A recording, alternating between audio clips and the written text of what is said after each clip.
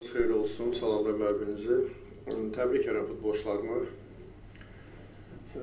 Çox deyərdim belə intizamlı oyun oynadılar. Həm oyun planında, həm də öz davranışlarında. Çünki belə oyunlarda səbirli olmaq çox vacibdir və oyun nizam-intizamlı pozulmaq çox vacibdir. Əlaqəsi kubok oyunlarında və əlaqəsi bir oyunda və rəqibimiz də hansı ki, 4 gün əvvəl oynamışdıq Karvana qarşı və bugün də baxmayaraq bir neçə rotasiya eləmişdi heyətində, amma çox yaxşı analiz eləmişdilər.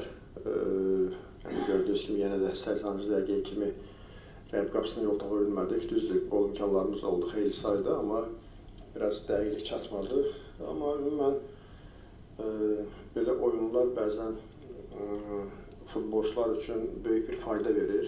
Çünki rəqib səni yaxşı tanıyır, yaxşı analiz edib və sənə imkan vermir oynamağa, amma sən daima axtarışda olursan ki, hazırlaşdığımız bir neçə hücumu həyata keçirəsən ki, və rəqibi məcbur eləyəsən ki, səhv etməyə və sonunda buna nail olanda biraz razı qalırsan. Çünki düşündüyün kimi, hazırlaşdığın kimi oyunun gedişatı sona çıxanda bu hardasa futbolçular bunu yerinə yetirir deyə, düzgün yerinə yetirirlər deyə razı qalıram.